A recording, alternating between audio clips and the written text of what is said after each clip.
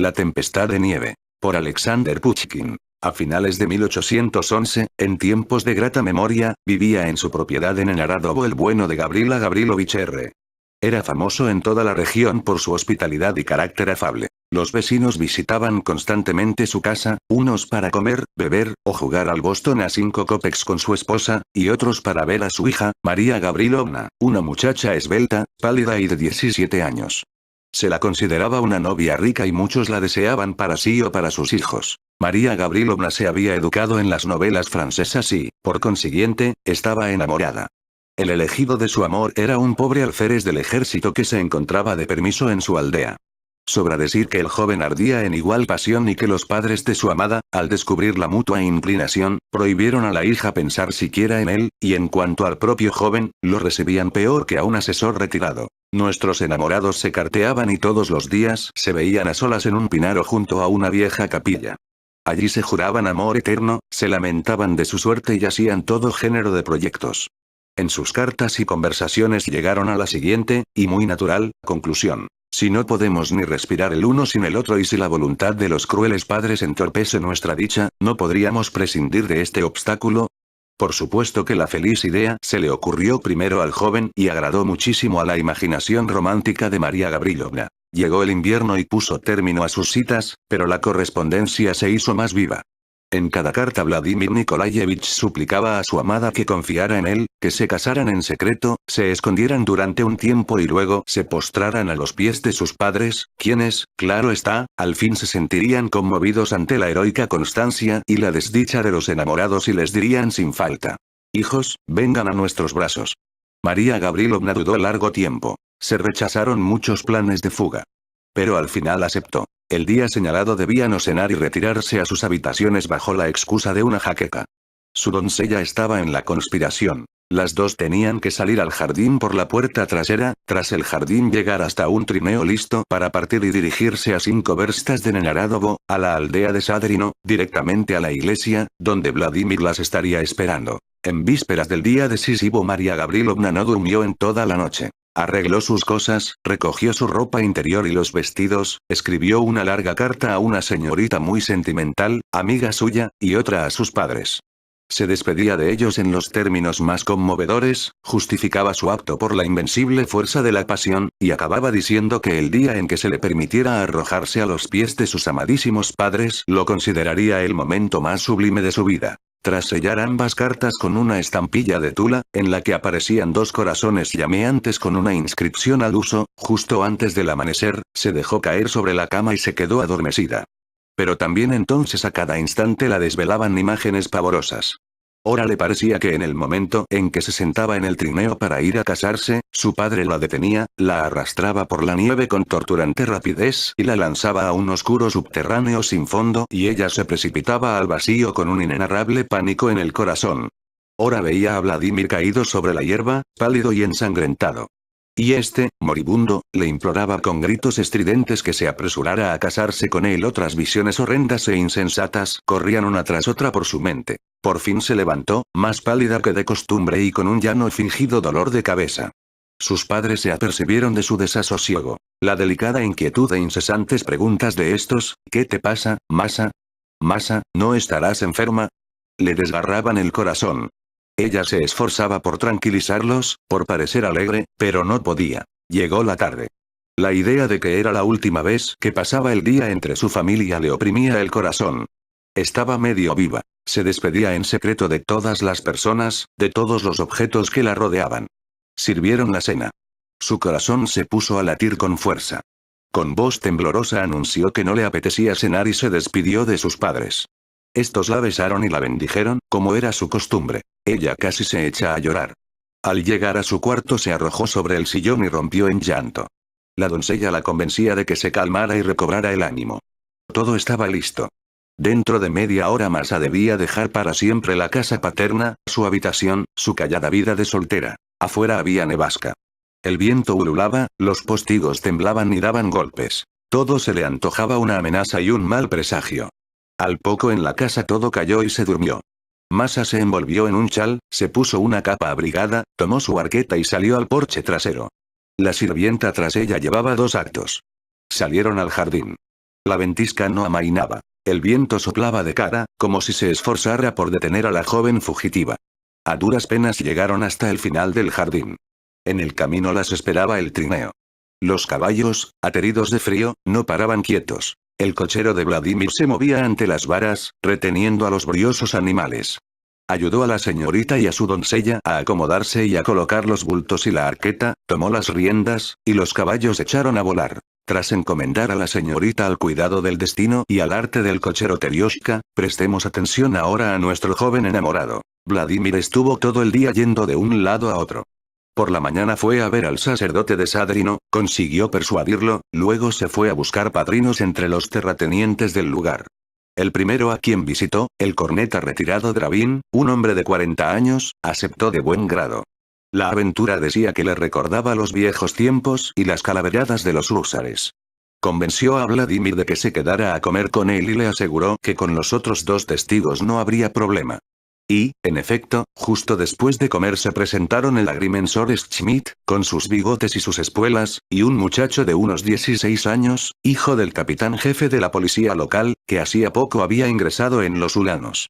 Ambos no solo aceptaron la propuesta de Vladimir, sino incluso le juraron estar dispuestos a dar la vida por él. Vladimir los abrazó lleno de entusiasmo y se marchó a casa para hacer los preparativos. Hacía tiempo que ya era de noche. Vladimir envió a su fiel Terioshka con la troika a Nenaradovo con instrucciones detalladas y precisas, y para sí mismo mandó preparar un pequeño trineo de un caballo, y solo, sin cochero, se dirigió a Sadrino, donde al cabo de unas 2 horas debía llegar también María Gavrilovna. Conocía el camino y solo tendría unos 20 minutos de viaje. Pero, en cuanto Vladimir dejó atrás las casas para internarse en el campo, se levantó viento y se desató una nevasca tal que no pudo ver nada. En un minuto el camino quedó cubierto de nieve, el paisaje desapareció en una oscuridad turbia y amarillenta a través de la que volaban los blancos copos de nieve. El cielo se fundió con la tierra. Vladimir se encontró en medio del campo y quiso inútilmente retornar de nuevo al camino. El caballo marchaba a tientas y a cada instante daba con un montón de nieve o se hundía en un hoyo. El trineo volcaba a cada momento. Vladimir no hacía otra cosa que esforzarse por no perder la dirección que llevaba.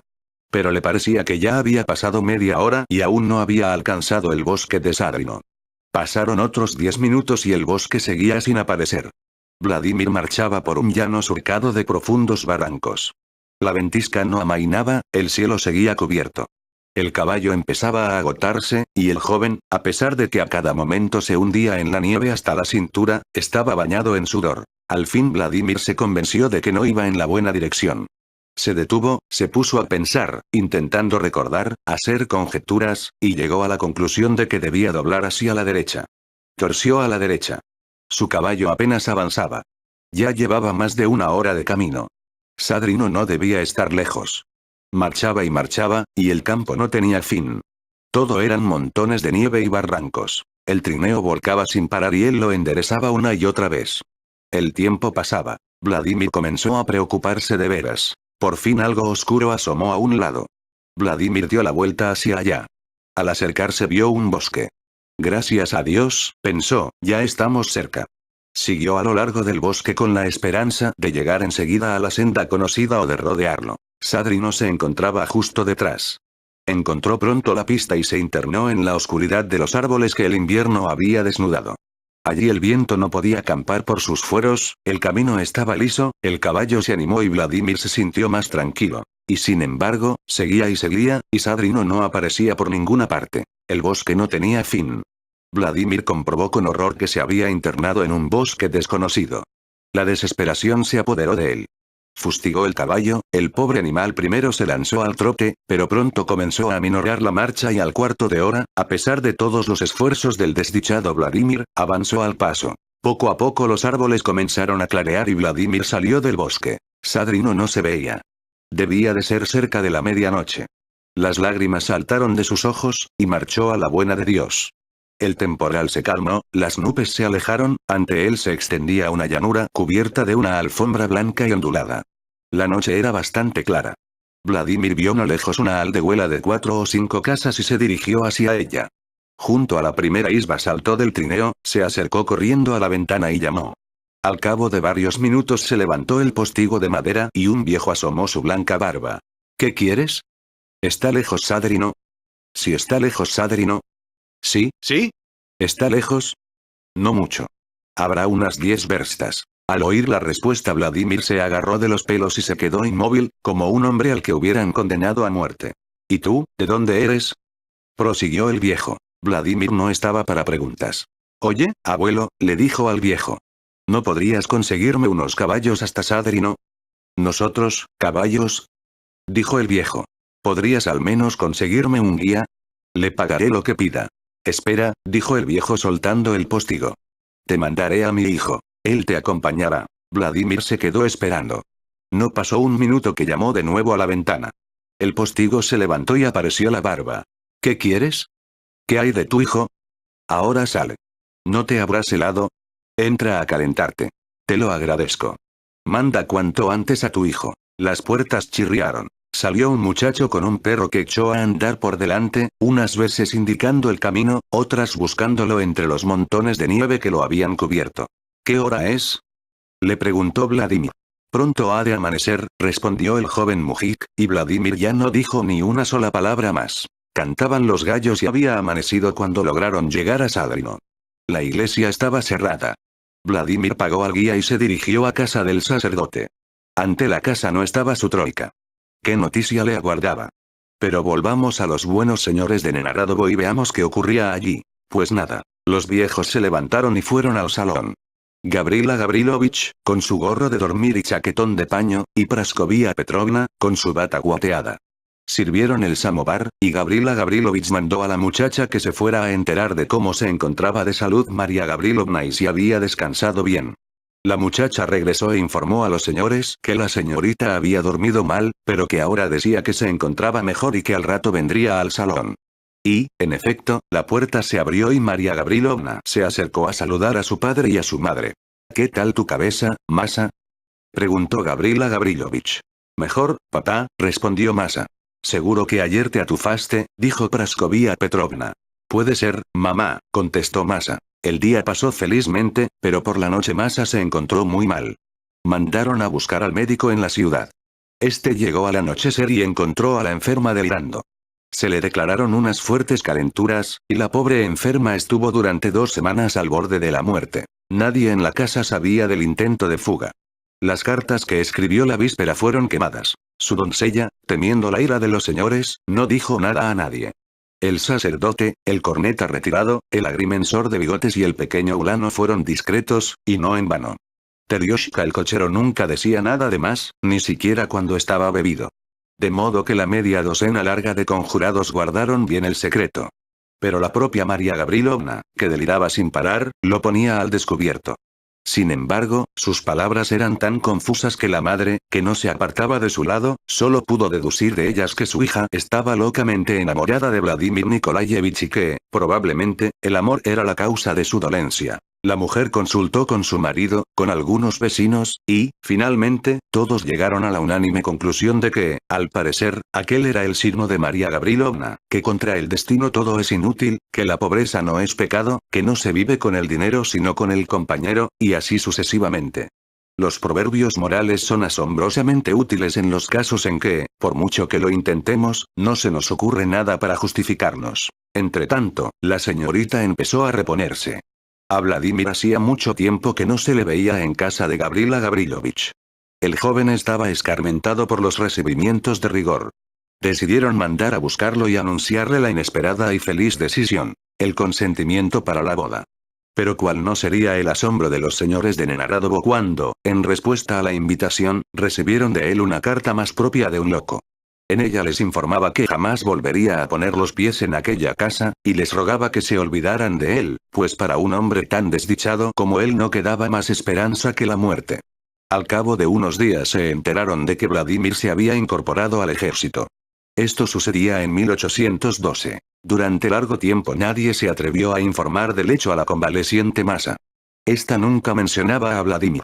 Al cabo ya de varios meses, al descubrir su nombre entre los oficiales distinguidos y gravemente heridos en la batalla de Borodino, Masa se desmayó, y se temió que le retornaran las calenturas. Pero, gracias a Dios, el desmayo no tuvo consecuencias. Otra desgracia cayó sobre ella. falleció Gavrila Gavrilovich, dejándola heredera de toda la propiedad. Pero la herencia no la consoló. Compartió sinceramente el dolor de la pobre Praskovia Petrovna y juró no separarse nunca de ella. Ambas dejaron Nenaradovo, lugar de tristes recuerdos, y se marcharon a vivir a sus tierras de... También aquí los pretendientes revoloteaban en torno a la hermosa y rica joven. Pero ella no daba la más pequeña esperanza a nadie.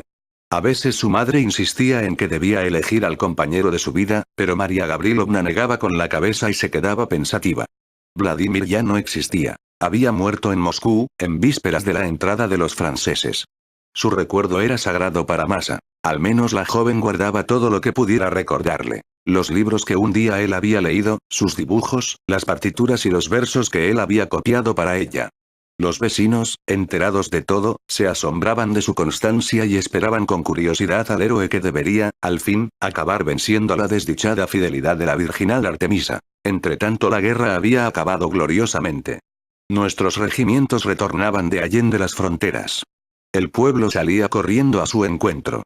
Se entonaban las canciones conquistadas. Vive Henry IV, valses tiroleses y arias de la Joconde. Los oficiales, que habían partido a la guerra siendo casi unos muchachos, regresaban, templados en el aire del combate, hechos unos hombres y cubiertos de cruces.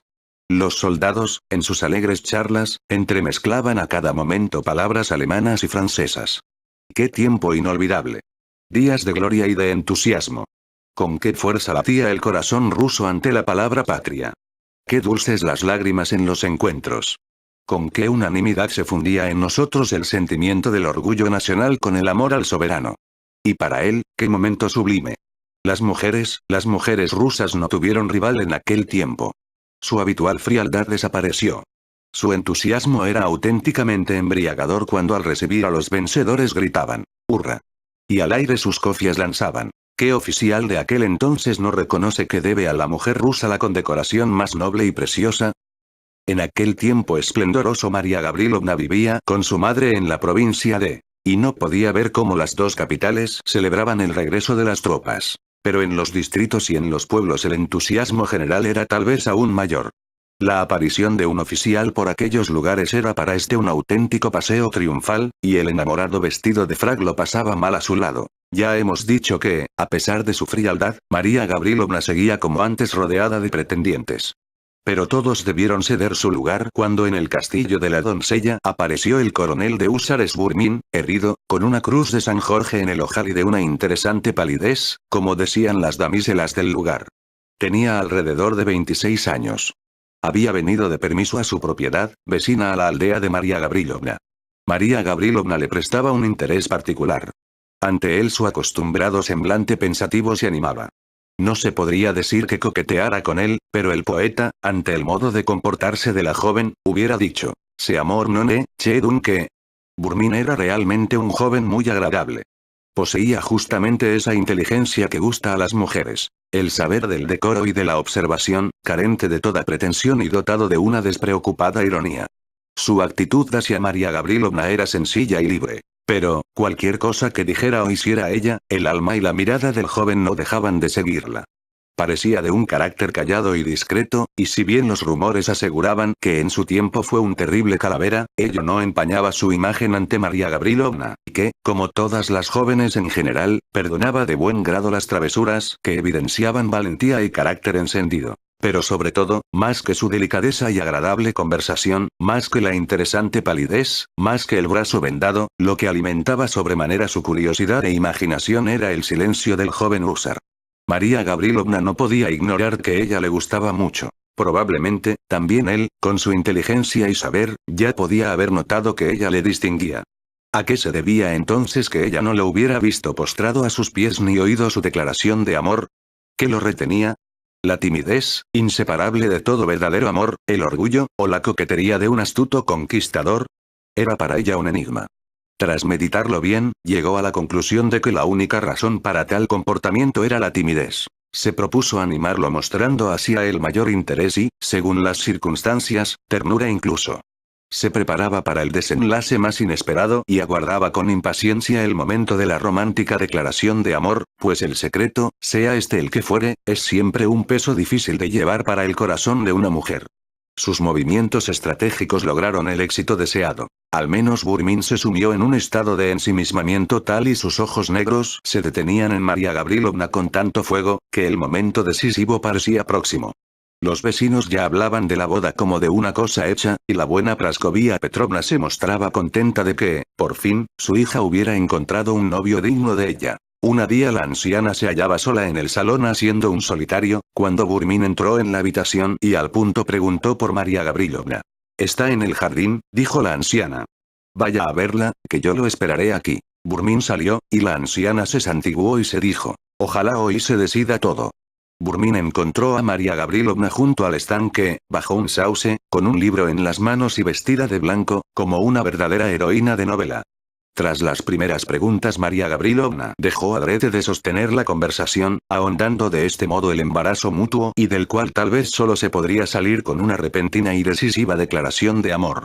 Y así sucedió. Burmín, sintiendo lo difícil de su situación, le dijo que hacía tiempo que buscaba el momento para abrirle su corazón y le rogó un minuto de su atención. María Gavrilovna cerró el libro y bajó la mirada en señal de asentimiento. «La amo», dijo Burmín, «la quiero con pasión». María Gavrilovna enrojeció y dejó caer aún más la cabeza. «He sido un imprudente al entregarme a una dulce costumbre, al hábito de verla y escucharla cada día». María Gavrilovna recordó la primera carta de St. Preux.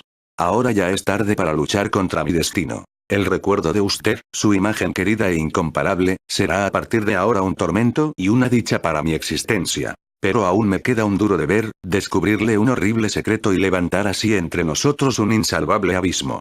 «Este siempre ha existido», lo interrumpió vivamente María Gavrilovna. «Nunca hubiera podido ser su esposa». «Lo sé», le dijo él en voz baja. «Sé que en un tiempo usted amó, pero la muerte y 3 años de dolor mi buena, mi querida María Gavrilovna. No intente privarme de mi único consuelo, de la idea de que usted hubiera aceptado hacer mi felicidad si calle, por Dios se lo ruego, calle. Me está usted torturando. Sí, lo sé, siento que usted hubiera sido mía, pero soy la criatura más desgraciada del mundo. Estoy casado». María Gavrilovna lo miró con asombro. «¿Estoy casado?», prosiguió Burmín. «Hace más de 3 años que lo estoy y no sé quién es mi mujer, ni dónde está, ni si la volveré a ver algún día». «¿Pero qué dice?», exclamó María Gavrilovna. «Qué extraño». «Siga, luego le contaré, pero siga, hágame el favor». «A principios de 1812, contó Burmín, me dirigía a toda prisa a Vilna, donde se encontraba nuestro regimiento. Al llegar ya entrada la noche a una estación de postas, mandé enganchar cuanto antes los caballos, cuando de pronto se levantó una terrible ventisca, y el jefe de postas y los cocheros me aconsejaron esperar. Les hice caso, pero un inexplicable desasosiego se apoderó de mí. Parecía como si alguien no parara de empujarme. Mientras tanto la tempestad no amainaba, no pude aguantar más y mandé enganchar de nuevo y me puse en camino en medio de la tormenta. Al cochero se le ocurrió seguir el río, lo que debía acortarnos el viaje en 3 verstas. Las orillas estaban cubiertas de nieve. El cochero pasó de largo el lugar donde debíamos retomar el camino, y de este modo nos encontramos en un paraje desconocido. La tormenta no amainaba. Vi una lucecita y mandé que nos dirigiéramos hacia ella. Llegamos a una aldea. En la iglesia de madera había luz. La iglesia estaba abierta, tras la valla se veían varios trineos. Por el atrio iba y venía gente. «Aquí. Aquí», gritaron varias voces. «Pero, por Dios, ¿dónde te habías metido?», me dijo alguien. «La novia está desmayada, el pope no sabe qué hacer». Ya nos disponíamos a irnos. «Entra rápido». Salté en silencio del trineo y entré en la iglesia débilmente iluminada con 2 o 3 velas. La joven se sentaba en un banco, en un rincón oscuro de la iglesia. Otra muchacha le fregaba las sienes. «Gracias a Dios», dijo esta, «al fin ha llegado usted. Casi nos consume usted a la señorita». Un viejo sacerdote se me acercó para preguntarme: «¿Podemos comenzar?». Empiece, padre», le dije distraído. Pusieron en pie a la señorita. No me pareció fea, una ligereza incomprensible, imperdonable, si me coloqué a su lado ante el altar. El sacerdote tenía prisa. Los 3 hombres y la doncella sostenían a la novia y no se ocupaban más que de ella. Nos desposaron. «Bésense», nos dijeron. Mi esposa dirigió hacia mí su pálido rostro. Yo quise darle un beso. Ella gritó: «Ah, no es él. No es él». Y cayó sin sentido. Los padrinos me dirigieron sus espantadas miradas. Yo me di la vuelta, salí de la iglesia sin encontrar obstáculo alguno, me lancé hacia la kibitka y grité: ¡En marcha! ¡Dios mío!, exclamó María Gavrilovna. ¿Y no sabe usted qué pasó con su pobre esposa? No lo sé, dijo Burmín, no sé cómo se llama la aldea en que me casé, no recuerdo de qué estación de postas había salido. Por entonces le di tan poca importancia a mi criminal travesura, que, al dejar atrás la iglesia, me dormí y desperté al día siguiente por la mañana, ya en la tercera estación de postas. Mi sirviente, que entonces viajaba conmigo, murió durante la campaña, de manera que ahora no tengo ni la esperanza siquiera de encontrar a la mujer a la que gasté una broma tan cruel y que ahora tan cruelmente se ha vengado de mí. Dios mío, dijo María Gavrilovna agarrándole la mano. De modo que era usted. ¿Y no me reconoce? Burmín palideció y se arrojó a sus pies.